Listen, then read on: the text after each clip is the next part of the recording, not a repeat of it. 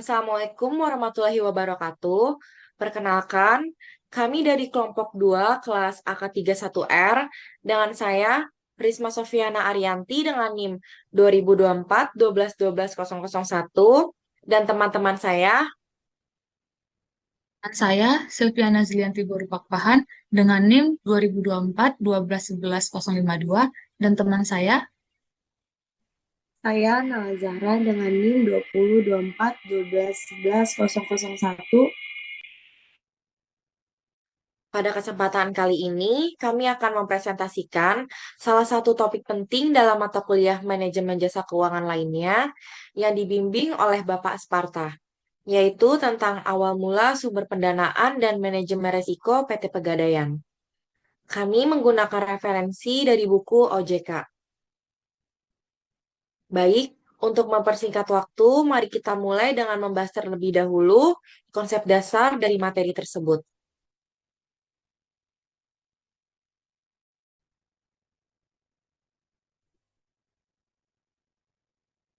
Selamat pagi semuanya. Teman-teman pasti pernah dengar slogan mengatasi masalah tanpa masalah. Nah, slogan ini identik banget dengan Pegadaian. Pegadaian bukan cuma tempat pegadaian barang. Ia punya sejarah panjang bahkan sejak zaman POC. Hingga kini di era digital. Di kesempatan ini, saya mau ajak teman-teman ngobrol santai tentang apa itu gadai, bagaimana sejarahnya, perannya di masyarakat, sumber pendanaannya, sampai bagaimana transformasi modern yang mereka lakukan saat ini. Jadi, apa sih itu gadai? Gadai itu sebenarnya sederhana. Intinya, pinjaman dengan jaminan barang bergerak. Barangnya bisa emas, perhiasan, motor, atau elektronik. Kenapa populer? Karena prosesnya cepat, mudah, dan bisa diakses semua kalangan. Orang nggak perlu lagi dokumen rumit seperti di bank. Tinggal bawa barangnya, ditaksir nilainya, langsung bisa cair pinjamannya. Jadi, Pegadaian hadir sebagai solusi finansial cepat, terutama untuk masyarakat yang butuh dana mendesak.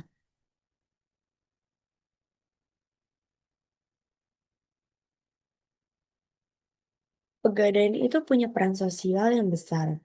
Dia melindungi masyarakat dari praktik lintah darat, dari rentenir yang menjerat dengan bunga tinggi.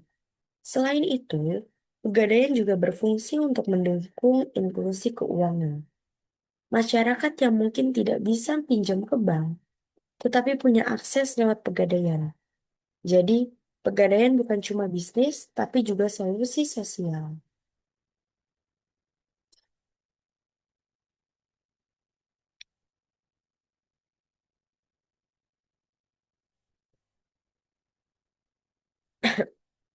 Kalau kita mundur ke tahun 1746, POC mendirikan Bank Van Liening di Batavia. Lembaga ini melayani pinjaman dengan jaminan emas, kain, dan juga perak. Bisa dibilang, inilah cikal bakal pegadaian modern di Indonesia. Jadi konsep lembaga gadai ini sudah ada sejak zaman kolonial.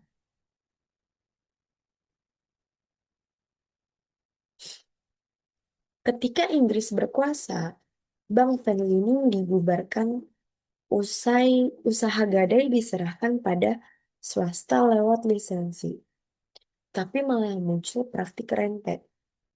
Lalu, Inggris mencoba sistem patch steel sale, yaitu sewa usaha gadai. Sayangnya, tetap tidak efektif. Rakyat masih dirugikan.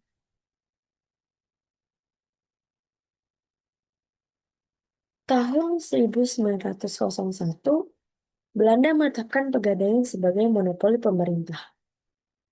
Pegadaian Negeri Pertama berdiri di Sukabumi dan tanggal 1 April ditetapkan sebagai hari jadi Pegadaian. Dari sini Pegadaian makin resmi dan juga terorganisir.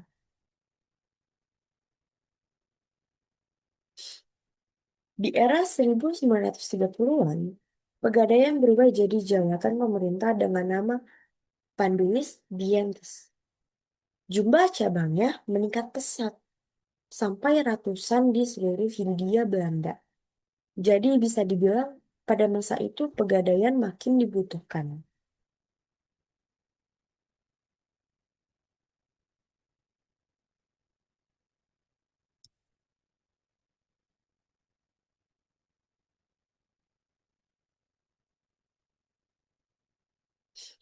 Masuk ke masa pendudukan Jepang. Pegadaian tetap ada, hanya namanya diganti menjadi Shiki Eiki Kyuku. Walaupun di bawah kontrol militer, pegadaian masih melayani masyarakat. Jadi kebutuhan dananya cepat tetap jalan, bahkan di masa perang. Kemudian pada tahun 1961, setelah Indonesia merdeka, Pegadaian jadi perusahaan negara berdasarkan PP nomor 178. Pemerintah mulai memberikan modal supaya pegadaian bisa lebih kuat.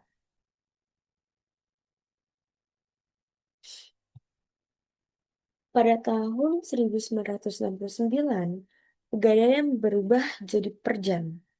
Modal awalnya 234 juta rupiah mungkin terlihat kecil untuk tahun sekarang. Tetapi di zaman itu jumlah ini tuh sangat besar dan juga cukup untuk menggerakkan pegadaian di seluruh Indonesia. Pada tahun 1970-an sampai 1980-an, pegadaian tumbuh pesat. Tahun 1971 saja sudah ada 437 cabang. Jumlah pinjamannya yang disalurkan melonjak dari 10 miliar naik 90 kali lipat dalam 20 tahun. Jadi masa ini benar-benar jadi periode emas bagi pegadaian.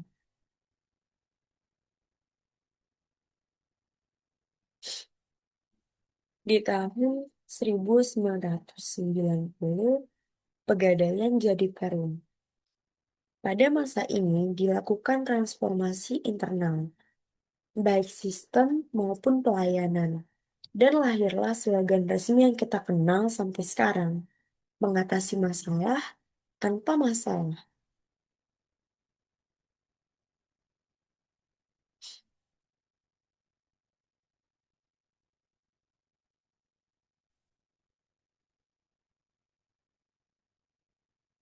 Slogan ini menjadi identitas pegadaian dalam memberikan solusi keuangan cepat, aman, dan juga terpercaya.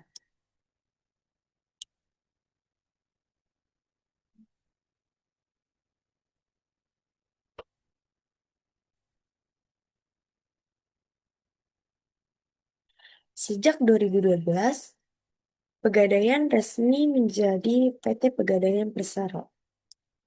Status ini membuat mereka bisa lebih fleksibel, lebih bebas ekspansi, dan masuk ke bisnis modern. Jadi Pegadaian kini bukan sekedar lembaga gadai, tapi perusahaan keuangan yang lebih lengkap. Kemudian Pegadaian juga punya nih budaya kerja yang disebut INTAN, yaitu inovatif, nilai moral tinggi, terampil, adil layanan, dan nuansa citra. Budaya ini jadi pedoman kerja supaya pegawai tetap profesional dan bisa memberikan pelayanan yang prima.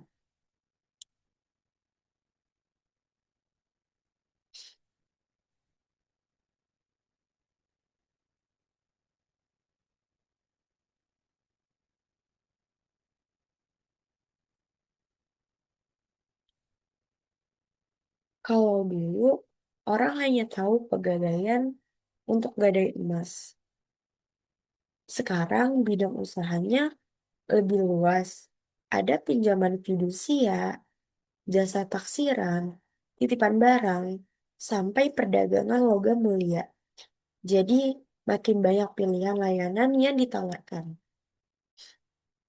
Melalui PP nomor 51 tahun 2002, tahun 2011, status pegadaian berubah menjadi peserta terbatas. Hal ini membuka peluang ekspansi bisnis.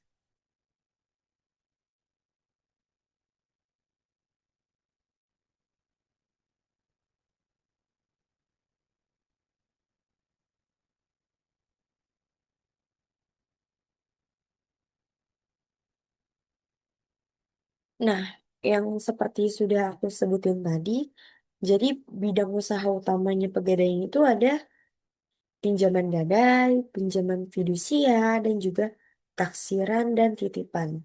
Dan juga ada perdagangan logam mulia.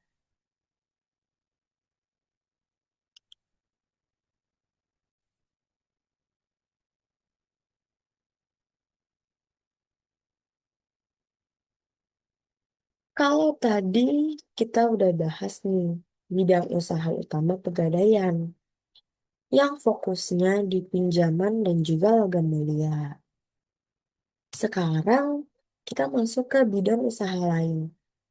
Nah, bidang usaha lain ini jangan disepelekan karena justru disinilah terlihat bahwa Pegadaian sudah berkembang dari lembaga konvensional menjadi lembaga yang multifungsi. Misalnya, ada layanan pengiriman uang. Jadi, sekarang Pegadaian bisa jadi alternatif untuk masyarakat yang ingin mengirimkan uang. Apalagi di daerah-daerah yang mungkin akses banknya masih terbatas. Ini membuat Pegadaian semakin dekat dengan masyarakat bawah. Selain itu, ada juga layanan pembayaran tagihan. Bayangkan dulu orang harus ke bank atau ke loket pembayaran khusus. Sekarang cukup datang ke Pegadaian, bisa bayar listrik, air, bahkan tagihan telepon. Jadi, sekalian sambil gadai atau tebus barang, bisa juga sekalian melunasi kewajiban rumah tangga. Kemudian, ada optimalisasi aset. Maksudnya, Pegadaian juga membantu masyarakat atau mitra bisnis dalam memaksimalkan potensi aset yang mereka miliki. Jadi, ini bukan hanya soal transaksi, tapi juga pembinaan ke arah manajemen keuangan yang lebih baik. Jadi, jelas sekali bahwa Pegadaian terus memperluas perannya bukan hanya soal gadai barang, tapi masuk ke ranah layanan keuangan yang lebih luas.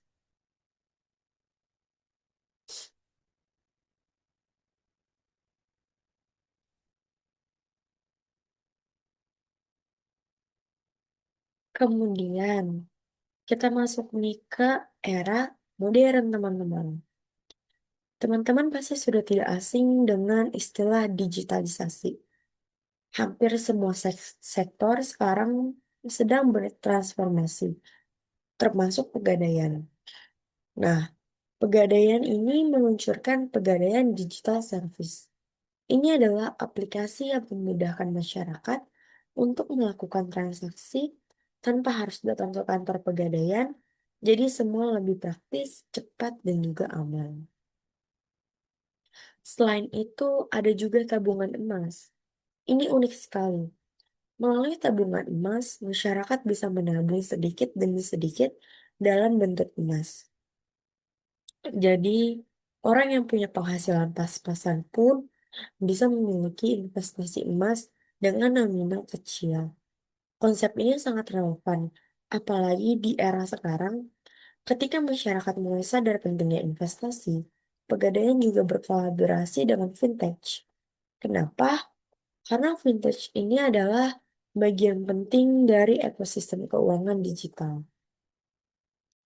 Dengan kolaborasi ini, Pegadaian bisa menjangkau lebih banyak orang, terutama generasi muda yang lebih akrab dengan aplikasi mobile daripada kantor fisik. Jadi intinya, transformasi digital ini menjadikan Pegadaian tetap relevan, modern, dan mampu bersaing dengan perusahaan keuangan lainnya.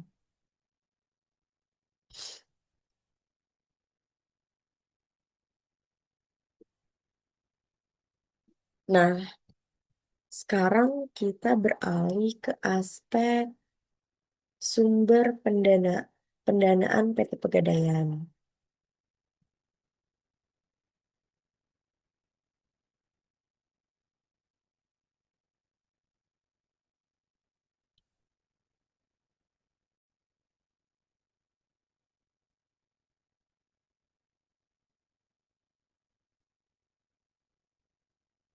Kalau Pegadaian ibaratnya manusia, maka sumber pendanaan ini adalah darah yang mengalir di tubuhnya. Tanpa dana, Pegadaian tidak bisa menyalurkan pinjaman ke masyarakat. Ada dua sumber utama pendanaan Pegadaian, yaitu dari internal dan juga eksternal. Internal ini berasal dari modal sendiri, sedangkan eksternal berasal dari pinjaman ketiga. Mari kita bahas lebih detailnya.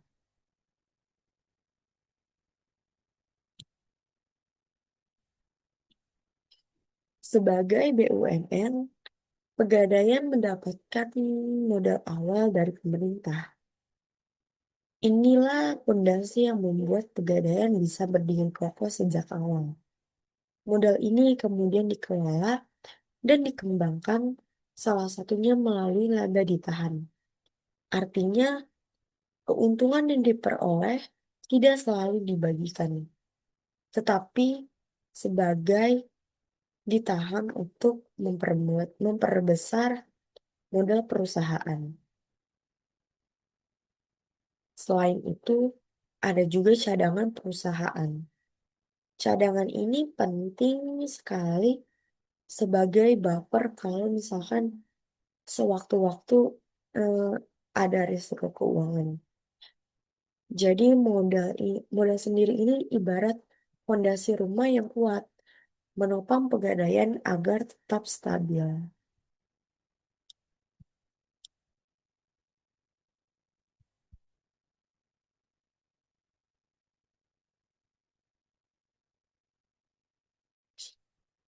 Kemudian ada pinjaman eksternal.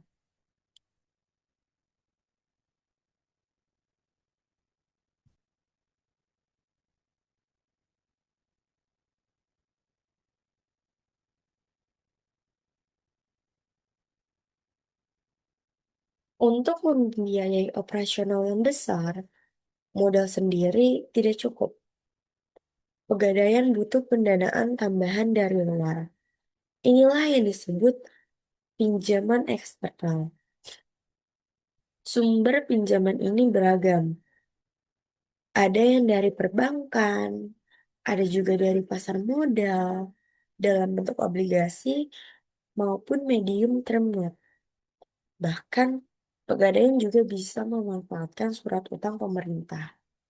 Artinya, Pegadaian bukan hanya lembaga tradisional, tapi sudah masuk ke ranah modern yang berhubungan langsung dengan pasar modal dan lembaga keuangan besar lainnya.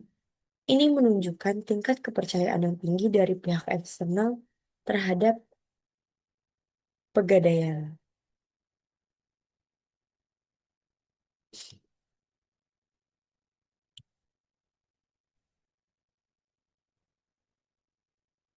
Salah satu sumber utama yang sering dimanfaatkan adalah pinjaman dari bank. Kenapa? Karena relatif mudah diakses dan fleksibel, umumnya pinjaman ini bersifat jangka pendek, kurang dari 1 tahun, dan digunakan untuk memperkuat likuiditas. Menariknya, Pegadaian memanfaatkan pinjaman dari bank konvensional maupun syariah. Ini menunjukkan bahwa Pegadaian mampu melayani masyarakat dengan beragam latar belakang, baik yang lebih nyaman dengan sistem bunga maupun yang ingin sesuai dengan prinsip syariah. Kalau kita lihat, dominasi pinjaman bank saat ini sangat dominasi pinjaman bank ini sangat terasa pada periode 2011 sampai 2015. Artinya, Pegadaian sangat mengandalkan bank untuk menjaga kelancaran operasional saat itu. Kalau kita rangkum dari perjalanan awal Pegadaian hingga sekarang, Sebenarnya ada 3 poin besar yang bisa kita ambil. Pertama, dari sisi sejarah, Pegadaian sudah ada sejak zaman First, lalu melewati masa Inggris, Belanda, Jepang, hingga akhirnya menjadi bagian dari negara Indonesia merdeka. Statusnya pun berubah berkali-kali, dari Bank Penleni, kemudian Padus Dientes, menjadi PN, Perjan, Perum, dan akhirnya sekarang menjadi PT Pegadaian atau Persero. Ini menunjukkan bahwa Pegadaian bukan lembaga biasa, tapi bagian penting dari dinamika sejarah bangsa. Kedua, dari sisi peran, Pegadaian bukan sekedar lembaga keuangan, tapi juga lembaga sosial. Ia melindungi masyarakat kecil dari jeratan rentenir, memberikan akses pembiayaan yang cepat dan juga mudah, serta mendorong inklusi keuangan. Bahkan di era modern, Pegadaian tetap konsisten menjadi solusi keuangan bagi masyarakat luas. Ketiga, dari sumber pendanaan dan informasi dan inovasi, Pegadaian mampu membiayai kegiatan lewat modal sendiri, pinjaman perbankan, hingga pasar modal. Ini membuktikan bahwa Pegadaian bukan hanya kuat di level lokal, tapi juga dipercaya oleh investor dan lembaga besar. Ditambah lagi, dengan transformasi digital, layanan ini seperti Pegadaian Digital Service dan tabungan emas membuat Pegadaian semakin relevan dan dengan kebutuhan zaman. Jadi, kesimpulannya Pegadaian adalah contoh nyata bagaimana sebuah lembaga bisa bertahan lebih dari 2,5 abad dengan terus bertransformasi. Ia berangkat dari lembaga sederhana di zaman kolonial, kemudian berkembang menjadi raksasa keuangan yang modern, profesional, dan tetap berpihak kepada masyarakat kecil. Kalau boleh saya simpulkan dengan satu kalimat, Pegadaian adalah perpaduan antara sejarah panjang, perang sosial yang mulia, dan inovasi modern yang membuat tetap hidup dan relevan hingga saat ini. Untuk materi selanjutnya akan disampaikan oleh rekan saya yaitu Resma. Selanjutnya ada obligasi. Pegadaian menerbitkan obligasi sebagai alternatif pendanaan jangka panjang. Langkah ini dipilih karena obligasi dapat menjadi sumber dana yang stabil dengan tenor yang lebih panjang dibanding pinjaman bank. Namun, proses penerbitan obligasi relatif lebih kompleks. Perusahaan harus memenuhi ketentuan keterbukaan informasi dan memastikan kinerja keuangan yang sehat agar menarik minat investor. Selain itu, setiap penerbitan obligasi wajib memperoleh izin dari Otoritas Jasa Keuangan atau OJK. Hal ini bertujuan untuk melindungi investor, menjaga transparansi, serta memastikan perusahaan penerbit memenuhi ketentuan regulasi pasar modal. Dalam pengembangannya, tren penerbitan obligasi di Indonesia banyak menggunakan mekanisme penawaran umum berkelanjutan, PUB. Skema ini memberikan fleksibilitas bagi perusahaan karena memungkinkan penerbitan obligasi dilakukan secara bertahap dalam kurun waktu tertentu tanpa harus mengulang seluruh proses perizinan dari awal. Selanjutnya ada medium term note. Medium term note atau sering disebut dengan MTN adalah salah satu cara perusahaan mencari dana tambahan. Bedanya, MTN ini lebih simpel dibanding obligasi dan lebih fleksibel untuk diatur sesuai kebutuhan perusahaan maupun investor. Kalau dari sisi waktunya, MTN ini biasanya memiliki jangka menengah, sekitar 1 tahun sampai 10 tahun. Jadi pas banget dipakai untuk kebutuhan yang nggak terlalu singkat, tapi juga nggak selama obligasi jangka panjang. Mayoritas pembeli MTN adalah investor institusi, misalnya bank, perusahaan asuransi, atau dana pensiun. Karena sifatnya private placement, penerbitannya juga lebih cepat dan gak ribet seperti obligasi yang harus lewat penawaran umum. Jadi, simpelnya, MTN itu ibarat jalur cepat untuk perusahaan dapetin pendanaan dengan cara yang lebih fleksibel. Sementara buat investor institusi, MTN bisa jadi pilihan investasi dengan return tetap di jangka menengah. Selanjutnya ada surat utang pemerintah. Surat utang pemerintah atau SUP adalah instrumen keuangan yang diterbitkan negara untuk menghimpun dana dari masyarakat maupun institusi. Pada dasarnya, pemerintah meminjam dana dan berkomitmen mengembalikannya beserta imbalan hasil dalam jangka waktu tertentu. Bagi Pegadaian, SUP bukan sekadar surat berharga. Instrumen ini adalah bentuk kerjasama strategis dengan pemerintah untuk memastikan pendanaan perusahaan tetap stabil, karena diterbitkan langsung oleh negara. SUP memiliki tingkat risiko yang sangat rendah dan bisa menjadi sumber dana yang aman serta terpercaya. Nah, mengapa SUP itu penting? Karena lewat instrumen ini, Pegadaian memiliki kepastian pendanaan. Dengan stabilitas tersebut, Pegadaian bisa lebih fokus pada pengembangan bisnis, memperluas layanan, dan juga terus memberikan manfaat bagi masyarakat. Sebagai contoh nyata, pemerintah Indonesia secara rutin menerbitkan surat utang negara, SUN, dan surat hutang berharga syariah negara, SBSN. SUN diterbitkan untuk mendukung pembiayaan APBN dan biasanya diminati oleh banyak institusi keuangan karena dianggap aman. SBSN atau suku negara diterbitkan berbasis prinsip syariah dan dana yang terkumpul sering digunakan untuk membiayai proyek infrastruktur seperti pembangunan jalan tol, jembatan, ataupun sekolah. Keterlibatan Pegadaian dalam SUP berarti perusahaan ini ikut serta dalam menjaga stabilitas sistem keuangan sekaligus membangun pembangunan nasional. Dengan SUP, Pegadaian tidak hanya menjaga kekuatan internal, tetapi juga berperan dalam mendukung perekonomian Indonesia secara luas. Jadi singkatnya, SUP itu bukti nyata dukungan negara sekaligus instrumen penting yang membantu Pegadaian tetap tangguh, aman, berkelanjutan dalam menjalankan misinya. Selanjutnya ada pasar uang. Pasar uang adalah pasar untuk instrumen keuangan jangka pendek, termasuk sertifikat deposito dan commercial paper yang digunakan oleh lembaga keuangan, perusahaan, dan pemerintah untuk memenuhi kebutuhan likuiditas atau tujuan pembiayaan jangka pendek. Sertifikat deposito adalah simpanan berjangka dengan suku bunga tetap. Sedangkan commercial paper adalah surat utang jangka pendek tanpa jaminan yang diterbitkan perusahaan untuk membiayai kewajiban sementara. Selanjutnya ada private placement.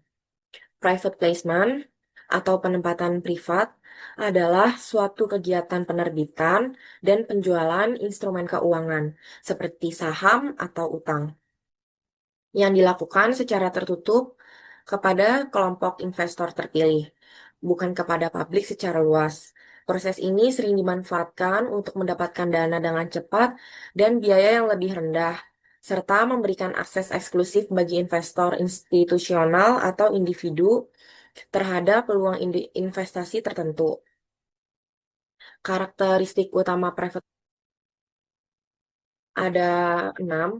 Yang pertama, tidak dipublikasikan ke umum. Penawaran instrumen keuangan tidak diumumkan kepada publik secara luas, melainkan hanya ditunjukkan kepada investor yang sudah dipilih.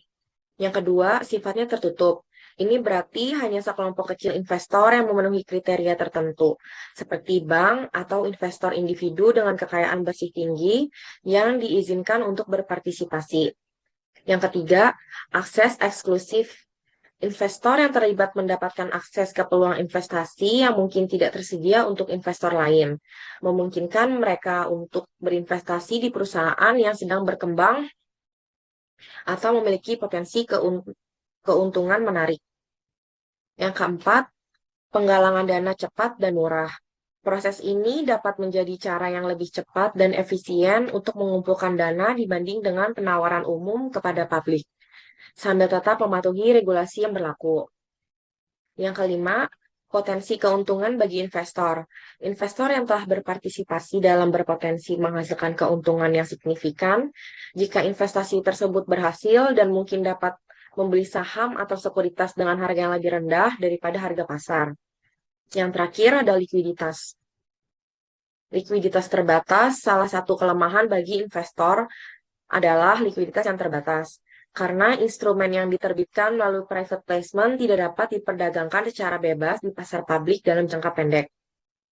Contoh penggunaan private placement oleh Pegadaian untuk memperoleh dana cepat dari investor yang tidak dipublikasikan ke umum. Selanjutnya ada sumber lain. Selain perbankan dan pasar modal, Pegadaian dapat menjalin kemitraan dengan pemerintah daerah, Pemda, atau yayasan sosial untuk menyediakan informasi pembiayaan tambahan yang memungkinkan penyaluran kredit bagi masyarakat.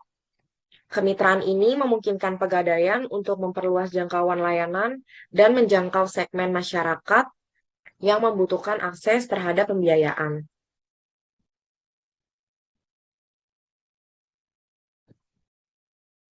Kemitraan dengan Pemda. Pinjaman daerah, pemerintah daerah, sering dapat menjadi sumber pendanaan bagi Pegadaian melalui mekanisme pinjaman yang diatur sesuai undang-undang dan peraturan pemerintah. Mendukung pembangunan. Kemitraan ini dapat membantu Pemda dalam mendukung program-program pembangunan daerah dengan menyediakan akses pembiayaan bagi masyarakat. Kemitraan dengan yayasan sosial. Tujuan sosial. Yayasan sosial memiliki tujuan untuk memberikan manfaat bagi masyarakat, termasuk menyediakan akses pembiayaan. Penyaluran dana. Melalui kemitraan ini, Pegadaian dapat menyalurkan dana yang dikelola yayasan kepada masyarakat yang membutuhkan sehingga memperluas jangkauan program sosial. Selanjutnya ada cost of fund. Semua produk Pegadaian pada dasarnya menggunakan biaya dana, cost of fund, yang relatif sama. Artinya, berapapun jenis produk yang ditawarkan, baik itu kredit, gadai, pembiayaan non-gadai, maupun investasi lainnya, beban biaya dana yang digunakan memiliki tingkat yang serupa. Karena biaya dana bersifat rata-rata dan berlaku untuk seluruh produk, maka efisiensi dalam pengelolaan dana menjadi faktor yang sangat penting. Pegadaian perlu memastikan bahwa dana yang tersedia bisa diputar seefektif mungkin agar menghasilkan margin yang optimal tanpa meningkatkan risiko. Dengan kata lain, pengendalian cost of fund akan berpengaruh langsung terhadap daya saing produk dan keberlanjutan usaha Pegadaian.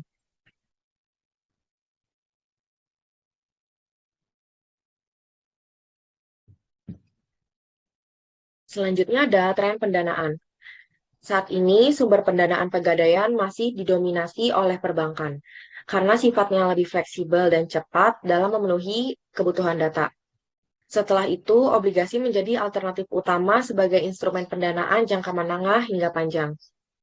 Kedepannya, Pegadaian akan semakin mendorong diversifikasi instrumen pendanaan tidak hanya mengandalkan pinjaman bank, tetapi juga memaksimalkan penerbitan obligasi serta instrumen lainnya.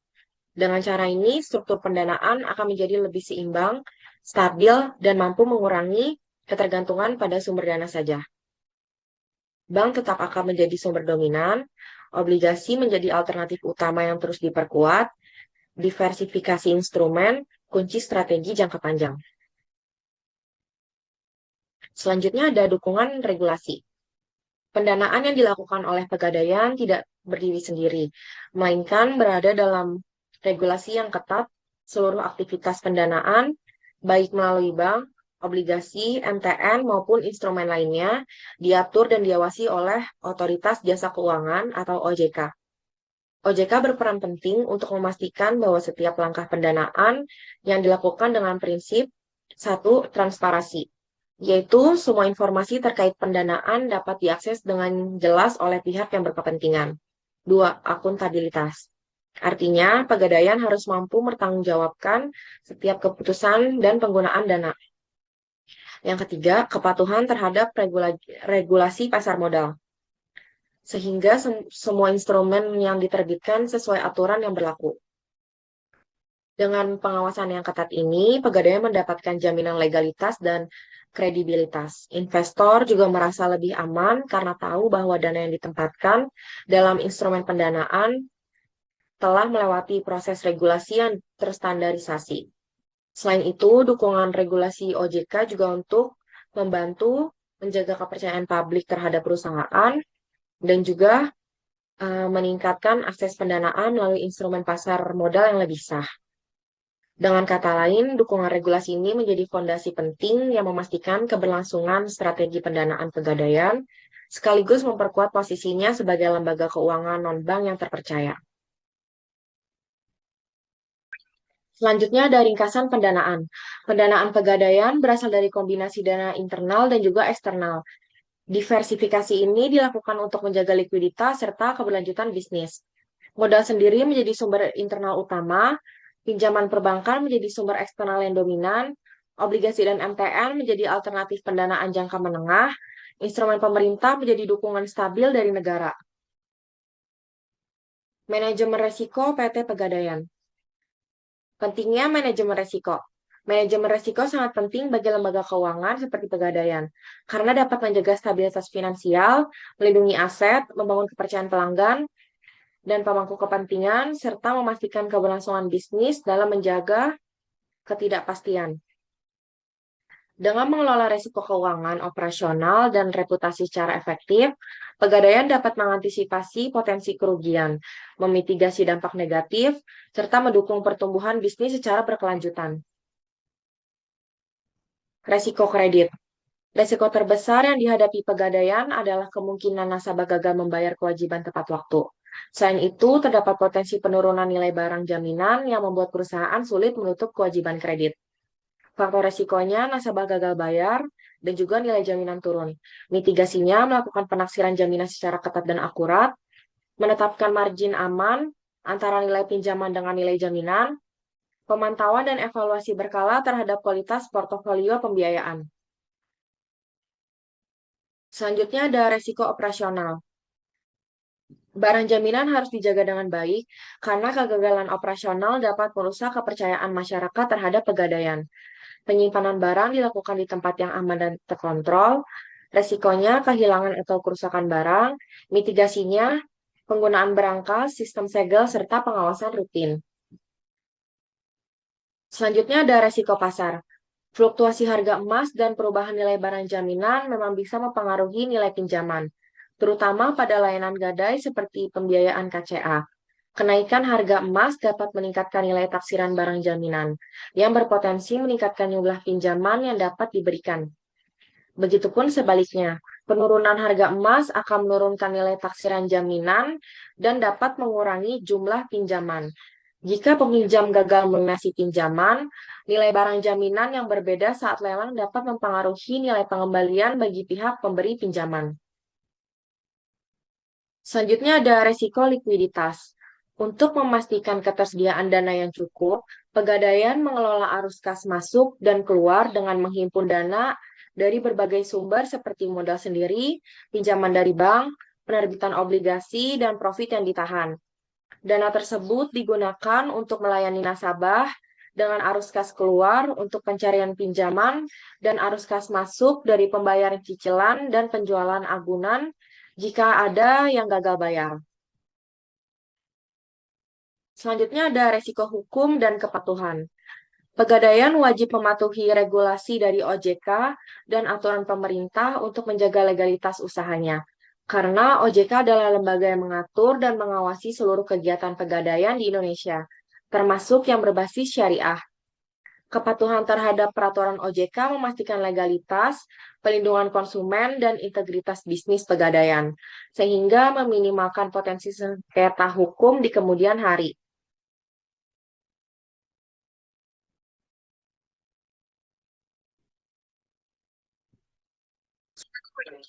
Selanjutnya ada resiko reputasi. Kehilangan barang atau layanan dapat merusak citra pegadaian karena kepercayaan masyarakat merupakan aset utamanya. Hal ini dapat menyebabkan masyarakat enggan menggunakan layanan pegadaian di masa depan, sehingga menurunkan kepuasan dan loyalitas pelanggan, serta berdampak negatif pada reputasi dan keberlangsungan bisnis perusahaan. Selanjutnya ada sistem penaksiran. Standarisasi penaksiran emas dan berlian. Yang pertama, harga pasar pusat. Nilai emas dan berlian dalam proses penaksiran ditentukan berdasarkan harga pasar pusat yang berlaku. Penetapan harga. Harga ini disesuaikan secara rutin dengan perkembangan pasar untuk memastikan bahwa nilai taksir mencerminkan harga yang berlaku saat itu. Pegawai terlatih. Proses penaksiran emas dan berlian hanya dapat dilakukan oleh pegawai yang telah mengikuti diklat khusus. Prosedur penaksiran emas. Yang pertama ada penetapan kadar karatase, yang kedua penetapan berat, yang ketiga penetapan nilai taksiran, dan yang terakhir penetapan uang pinjaman. Fungsi penaksiran ini untuk menentukan uang pinjaman dan juga mengetahui nilai jaminan. Selanjutnya ada asuransi barang jaminan. Asuransi barang gadai melindungi nasabah dengan menanggung kerugian akibat peristiwa tak terduga seperti kebakaran, pencurian, atau kerusakan pada barang jaminan yang disimpan perusahaan gadai. Nah, dengan demikian, risiko kerugian akibat kejadian tersebut dialihkan pada perusahaan asuransi, sehingga baik nasabah maupun perusahaan gadai tidak mengalami kerugian finansial yang besar. Selanjutnya ada diversifikasi produk. Pegadaian mengembangkan produk seperti tabungan emas dan pegadaian digital service untuk memperluas layanan selain pinjaman gadai konvensional. Tabungan emas memungkinkan nasabah berinvestasi emas dalam 1 gram yang bisa diakses secara digital atau fisik. Sementara pegadaian digital service adalah aplikasi yang memudahkan transaksi termasuk pengajuan gadai, pembelian, tabungan emas, dan pembayaran berbagai tagihan, sehingga memperluas jangkauan dan kepraktisan layanan pegadaian bagi nasabah. Transformasi digital. Aplikasi online pegadaian digital service memperkuat manajemen risiko melalui transparansi dan integrasi sistem, memungkinkan nasabah bertransaksi produk pegadaian secara digital tanpa harus datang ke cabang. Layanan ini memudahkan berbagai transaksi seperti pengajuan pinjaman tambahan hingga pengiriman uang internasional sehingga meningkatkan efisiensi operasional dan memenuhi kebutuhan nasabah dengan lebih baik. Pengawasan internal. Audit internal berfungsi sebagai mekanisme pengawasan untuk memastikan kegiatan operasional perusahaan berjalan sesuai prosedur, aturan, dan juga standar yang berlaku.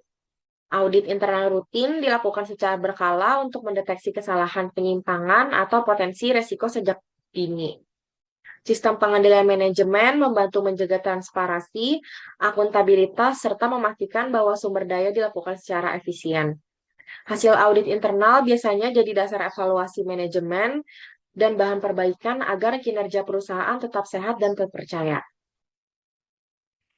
Selanjutnya ada pengawasan eksternal. Selain pengawasan internal yang dilakukan melalui audit dan sistem manajemen risiko, pegadaian juga diawasi secara eksternal oleh 2 lembaga utama, yaitu OJK dan Kementerian BUMN. Pengawasan OJK mengawasi seluruh kegiatan keuangan pegadaian mulai dari penghimpunan data, penyaluran kredit, hingga penerbitan instrumen pendanaan seperti obligasi atau MTN. Tujuannya untuk memastikan pegadaian selalu mematuhi regulasi sektor jasa keuangan, menjaga transparansi, serta melindungi hak nasabah. Dengan adanya pengawasan ini, masyarakat bisa menjadi lebih aman karena aktivitas pegadaian dijalankan sesuai dengan aturan. Pengawasan pemerintah melalui Kementerian BUMN. Pengawasan ini mencakup aspek tata kelola perusahaan, kinerja keuangan, strategi bisnis, hingga kontribusi pegadaian terhadap program pemerintah. Kementerian BUMN memastikan bahwa pegadaian tidak hanya berorientasi pada keuntungan, tetapi juga memberikan manfaat sosial bagi masyarakat luas. Nah, jadi kombinasi pengawasan dari internal, OJK, dan Kementerian BUMN membuat pegadaian lebih terjamin dalam hal transparansi, dan keberlanjutan usaha.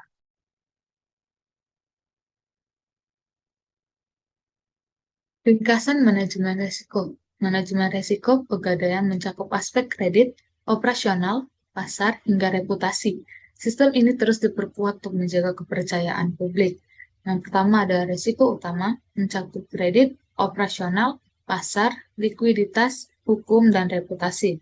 Yang kedua ada mitigasi, mencakup standar penaksiran, asuransi, pengawasan, dan diversifikasi. Lalu ada transformasi bisnis PT Pegadaian Persero. Transformasi bisnis PT Pegadaian Persero dilakukan pada tahun 2013, diawali dengan pengembangan 3 inti layanan, yaitu pembiayaan, emas, dan aneka jasa. Ketiga inti layanan Pegadaian tersebut dijabarkan menjadi 5 lini bisnis, yaitu gadai, mikrofidusia, syariah, perdagangan emas, dan bisnis jasa lainnya. Pengembangan lini bisnis ini dimaksudkan sebagai upaya memperluas pelayanan kepada masyarakat, tidak hanya untuk produk gadai saja, tetapi juga produk lain sejalan dengan kebutuhan masyarakat. Pegadaian mulai dari fungsi sosial, membantu masyarakat kecil, mencegah rentenir atau ijon, menyediakan peminjaman cepat dengan jaminan gadai. Meskipun demikian, seiring waktu Pegadaian berkembang menjadi lebih profesional, memperluas produk, dan memperbaiki proses. 5 lini bisnis PT Pegadaian Persero yaitu gadai, mikrofidusia, syariah, perdagangan emas, dan bisnis jasa lainnya dikembangkan menjadi produk-produk dengan sifat peruntukan berbeda-beda, yaitu produk yang bersifat konsumtif dan produktif, pola syariah, pola perdagangan jual beli, pengembangan untuk optimalisasi aset dan aneka jasa termasuk payment dan remittance. Produk jasa gadai tetap menjadi bisnis inti atau utama atau core business, sedangkan produk lain terus dikembangkan dan ditingkatkan portofolio untuk produk-produk tersebut sehingga semakin besar dan dapat memberikan kontribusi pendapatan yang signifikan bagi Pegadaian. Dari kelima lini bisnis yang ada di Pegadaian, pengembangan inovasi produk dilakukan dengan memperhatikan potensi bisnis dan pasang pasar yang masih sangat besar. Lini bisnis mikrofidusia dan perdagangan emas mendapatkan perhatian yang lebih besar dibandingkan dengan produk-produk lainnya. Pegadaian sebagai salah satu lembaga atau badan usaha milik negara, di samping memiliki tujuan meningkatkan aset, bisnis, dan keuntungan atas usahanya, Pegadaian juga menjalankan fungsinya sebagai agen pembangunan pemerintah, antara lain untuk meningkatkan perekonomian masyarakat, terutama kalangan ekonomi menengah. Lalu ada lini bisnis mikrofidusia. Bisnis mikrofidusia adalah bisnis yang dikembangkan berbasis hukum fidusia, yaitu produk kredit yang ditunjukkan untuk kalangan usaha mikro dan kecil atau UMK, yang telah berjalan minimal 1 tahun dengan menjaminkan bukti kepemilikan kendaraan dan atau tempat usaha. Bisnis mikrofidusia bersentuhan langsung dengan masyarakat ekonomi menengah ke bawah. Secara nasional, bisnis mikro lebih tangguh dalam menghadapi gejolak atau krisis ekonomi nasional. Pelaku bisnis mikro sebagian besar belum memiliki akses dan ke perbankan. Hal ini tentu menjadi peluang dan potensi bisnis yang besar bagi pasar produksi bisnis mikrofidusia Pegadaian. Seiring dengan peningkatan kemampuan teknologi dan sumber daya yang dimiliki oleh Pegadaian, bisnis mikrofidusia terus berkembang dan meningkatkan portofolionya. Jaminan kredit yang dipergunakan adalah bukti kepemilikan dan atau tempat usaha, serta penambahan jenis agunan berupa perhiasan emas, persediaan, dan alat produksi. Saat ini, Pegadaian juga sedang mengembangkan kredit unsecured melalui kredit dengan nama Kreasi Express Loans atau e-loans, dengan pola keagenan dan jaminan kredit berupa tabungan emas dan melalui pengembangan digital lending. Tujuan kredit adalah produktif dan multiguna atau konsumtif. Nasabah sasaran adalah nasabah perorangan, khusus pelaku UMK dan masyarakat ekonomi ke bawah, dan nasabah badan usaha. Seiring dengan peningkatan kemampuan teknologi dan sumber daya yang dimiliki oleh Pegadaian, bisnis mikrofidusia terus berkembang dan meningkat portofolionya melalui perbaikan fitur layanan, sehingga menjadi mudah dan cepat bagi usaha mikro dan kecil atau UMK. Dengan pengembangan aplikasi P4D, memberikan pendampingan usaha bagi debitur pembiayaan produk UMI atau ultramikro, serta mendukung program pemerintah dalam memberi pilihan transaksi cashless bagi debitur, termasuk debitur pembiayaan UMI. Adapun untuk lebih memperdayakan nasabah, telah dikembangkan aplikasi Pegadaian Digital Service atau PDS dan aplikasi Agen Pemasaran Sahabat Pegadaian atau APSP. Lalu ada lini bisnis perdagangan emas. Bisnis perdagangan emas adalah penjualan emas batangan dengan sistem tunai maupun angsuran untuk menambah alternatif investasi masyarakat. Saat ini jual beli emas secara tunai dilaksanakan oleh anak perusahaan yaitu PT Pegadaian Galeri 24. Perdagangan emas tersebut bertujuan di samping bertujuan bisnis untuk menambah portofolio produk juga untuk memberikan edukasi kepada masyarakat agar mengenal investasi dalam bentuk emas sebagai salah satu pilihan portofolio investasi selain tabungan uang, tanah, rumah, saham, reksadana, dan sebagainya. Dalam menjalankan bisnis perdagangan emas, PT Pegadaian Persero memiliki beberapa produk unggulan yaitu Mulia, Emasku, dan tabungan emas. Yang pertama ada Mulia, merupakan penjualan emas batangan di mana emas batangan dibeli dari PT Pegadaian Galeri 24, kemudian dilakukan pembiayaan ke PT Pegadaian Persero. Selanjutnya nasabah mengansur tiap bulan ke PT Pegadaian Persero. Dengan demikian nasabah memiliki keuntungan yaitu harga emas batangan tidak terpengaruh oleh fluktuasi harga emas di kemudian hari. Yang kedua ada produk emasku, memiliki konsep yang sama dengan Mulia, tetapi produk ini dibundling dengan asuransi sebagai wujud dari program laku pandai dan dari OJK. Lalu yang ketiga ada tabungan emas, merupakan pembelian emas batangan dengan konsep jual beli titip di mana emas batangan dibeli dari PT Pegadaian Galeri 24, kemudian dititipkan pada PT Pegadaian Persero. Jumlah pembelian terkecil ditetapkan sangat minimal sehingga masyarakat akan lebih mudah dalam berinvestasi emas. Produk layanan ini dimasukkan untuk memberikan edukasi dan menyasar masyarakat berpenghasilan rendah untuk berinvestasi emas batangan secara retail. Lalu ada orientasi pada inklusi keuangan atau masyarakat kecil dan UMKM. Pegadaian tetap menempatkan masyarakat menengah ke bawah pelaku UMK sebagai sasaran utama. Produk mikrofidusia, kredit kecil, solusi cepat dengan jaminan yang memadai. Digitalisasi dan agen memperluas jangkauan ke area sulit dijangkau, outlet fisik. Tabungan emas juga memungkinkan investasi kecil. Digitalisasi dan teknologi. Yang pertama, implementasi Pegadaian Digital System atau PDS dengan aplikasi agents untuk memperluas akses ke nasabah.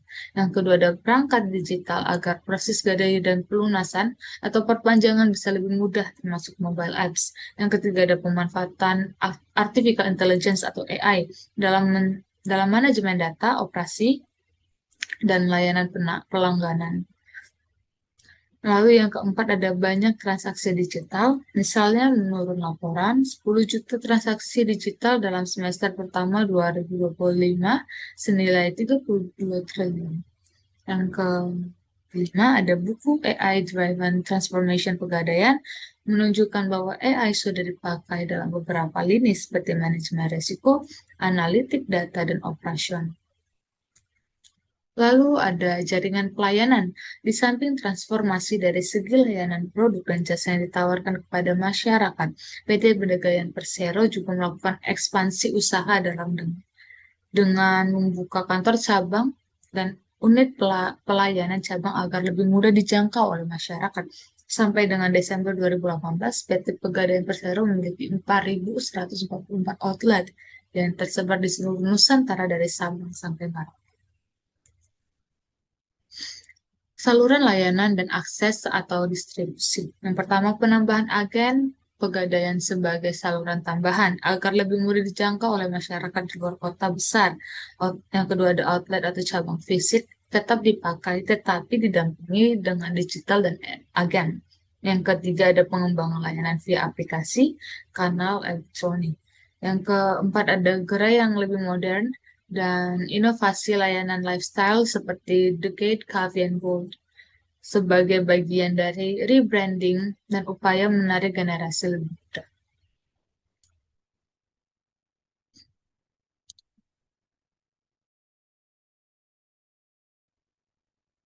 Oke, keempat, pengaturan dan pengawasan pergadaian. Peraturan Pergadaian. Berdasarkan amanat Undang-Undang Nomor 21 Tahun 2011 tentang Otoritas Jasa Keuangan atau OJK yang menyatakan bahwa OJK melaksanakan tugas pengaturan dan pengawasan terhadap kegiatan lembaga jasa keuangan lainnya yang termasuk di dalamnya Pegadaian. Maka pengawasan terhadap Pegadaian dilakukan oleh OJK.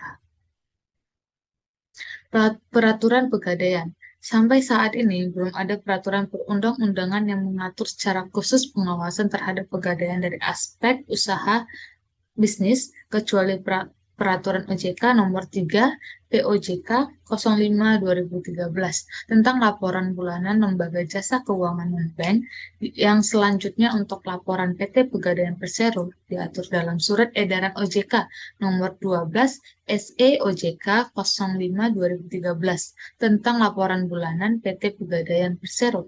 Peraturan OJK Nomor 31 POJK 05/2014 tentang usaha pergadaian, Surat Edaran OJK Nomor 51 SEOJK 05/2017 tentang pendaftaran, perizinan usaha, dan kelembagaan perusahaan pergadaian, Surat Edaran OJK Nomor 52 SEOJK 05/2017 tentang penyelenggaraan usaha perusahaan pergadaian yang menyelenggarakan kegiatan usaha secara konvensional, dan Surat Edaran OJK Nomor 53 SEOJK 05/2017 tentang penyelenggaraan usaha perusahaan pergadaian yang menyelenggarakan kegiatan usaha berdasarkan prinsip syariah. Pada Peraturan OJK Nomor 12 POJK 01/2017 tentang penerapan program anti pencucian uang dan pencegahan pendanaan terorisme di sektor jasa keuangan, bahwa dalam melakukan penerapan program APU dan PPT, perusahaan pergadaian paling sedikit harus mencakup 5 hal atau sering disebut sebagai 5 pilar, yaitu yang pertama, pengawasan aktif direksi dan dewan komisaris. Yang kedua, kebijakan dan prosedur. Yang ketiga, pengendalian intern. Yang keempat, sistem informasi manajemen. Dan yang kelima, sumber daya manusia dan pelatihan.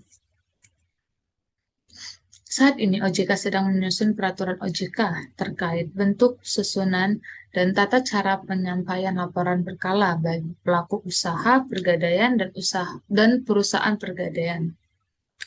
Pergadaian pengawasan yang dilakukan oleh OJK terhadap perusahaan pergadaian dilakukan melalui dua cara, yaitu pengawasan secara offsite dan pengawasan secara onsite.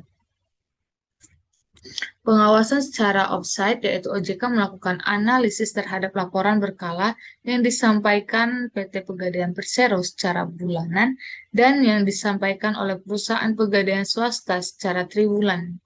Yang kedua, pengawasan secara onsite yaitu melalui pemeriksaan untuk mendapatkan keyakinan yang memadai atas kebenaran laporan berkala yang disampaikan oleh perusahaan pergadaian dan menilai kepatuhan terhadap ketentuan perundang-undangan yang berlaku untuk industri pergadaian.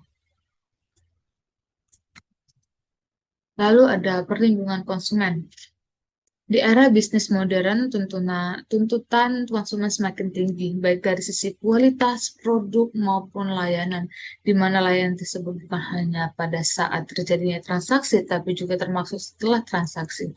Demikian pula dalam kredit gadai. Pegadaian juga menerapkan prinsip perlindungan konsumen, di antaranya adanya call center, kontak saran, media sosial, dan lembaga mediasi. Proses penanganan pengaduan konsumen atau nasabah dapat dilakukan secara internal maupun eksternal. Mekanisme penanganan pengaduan konsumen atau nasabah secara eksternal melalui Lembaga Alternatif Penyelesaian Sengketa atau LAPS, Badan Mediasi Pembiayaan Pegadaian Indonesia atau BMPPI. Terdapat 3 cara penyelesaian pada LAPS BMPPI, yaitu mediasi, adjudikasi, dan arbitrase. Mediasi, cara menyelesaikan sengketa melalui pihak ketiga yang ditunjukkan oleh pihak yang bersengketa untuk membantu pihak yang bersengketa mencapai kesepakatan. Kalau adjudikasi, cara menyelesaikan sengketa melalui pihak ketiga yang ditunjuk oleh pihak yang bersengketa untuk menjatuhkan atas sengketa yang timbul di antara pihak yang dimaksud.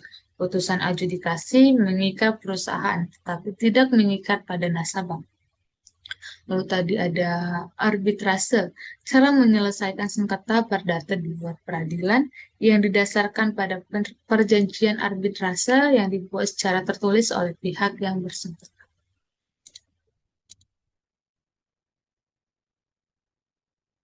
Lalu ada penerimaan permohonan penyelesaian sengketa. Debitur atau PUJK ajukan permohonan penyelesaian sengketa. Lalu penerimaan permohonan dan pemeriksaan kelengkapan administrasi. Lalu debitur atau PUJK menentukan pilihan model penyelesaian sengketa. Lalu dimediasi dan lalu diadjudikasi dan diarbitrasi.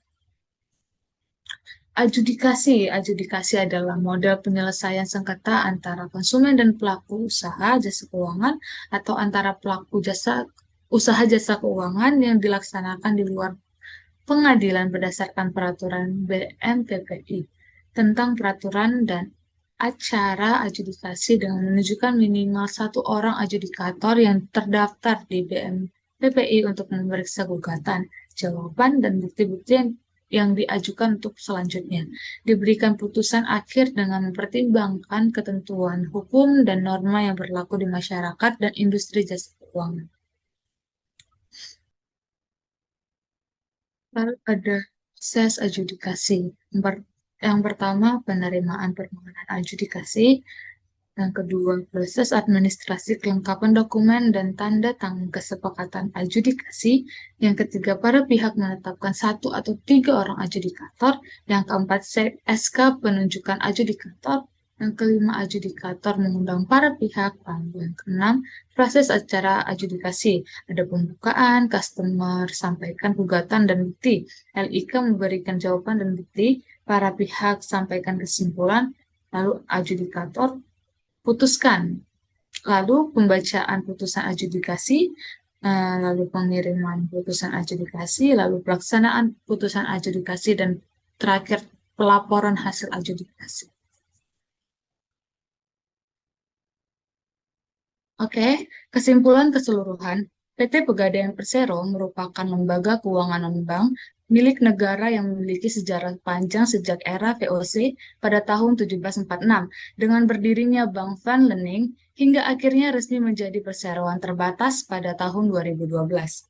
Sejak awal berdirinya, Pegadaian memiliki misi utama membantu masyarakat memperoleh akses pembiayaan yang mudah, cepat, dan aman, khususnya dengan sistem gadai sebagai produk inti.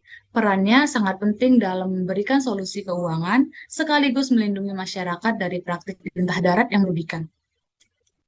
Dalam perjalanannya, Pegadaian mengalami berbagai transformasi status hukum, mulai dari jawatan pemerintah, perusahaan negara, Perjan, Perum, hingga menjadi Persero.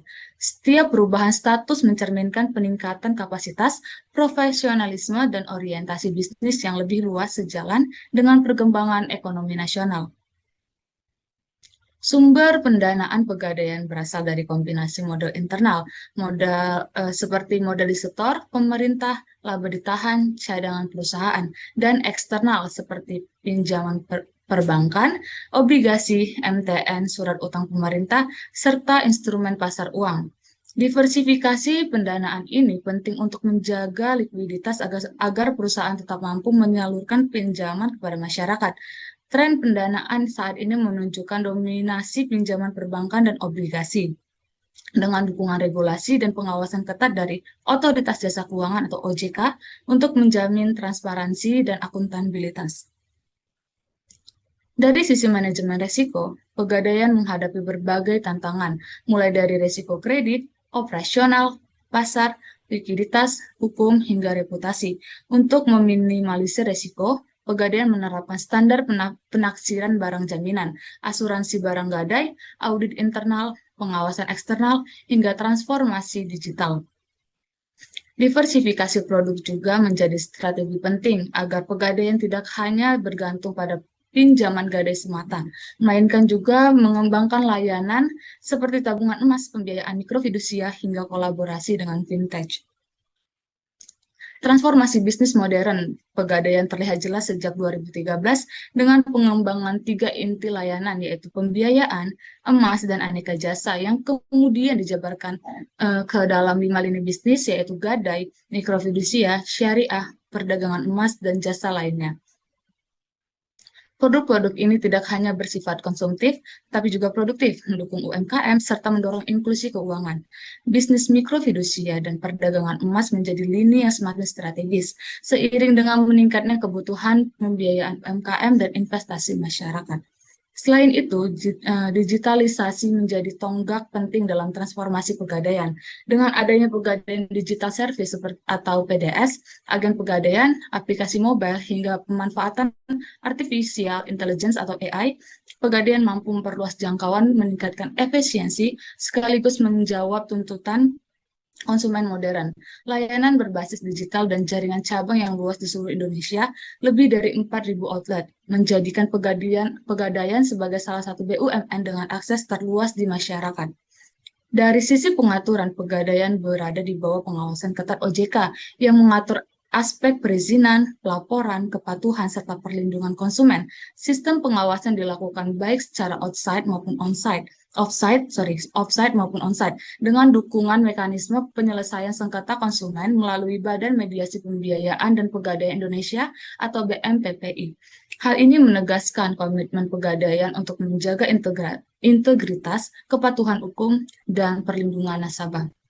Secara keseluruhan, Pegadaian berhasil menempatkan diri bukan hanya sebagai lembaga pembiayaan berbasis gadai, tetapi juga sebagai agen pembangunan yang mendorong inklusi keuangan, mendukung UMKM, menyediakan alternatif investasi masyarakat, serta berperan dalam meningkatkan perekonomian nasional. Dengan kombinasi kekuatan sejarah, dukungan regulasi, inovasi digital, diversifikasi produk, serta fokus pada manajemen risiko, Pegadaian terus memperkuat posisinya sebagai lembaga keuangan terpercaya yang mampu bertahan dan relevan di era modern.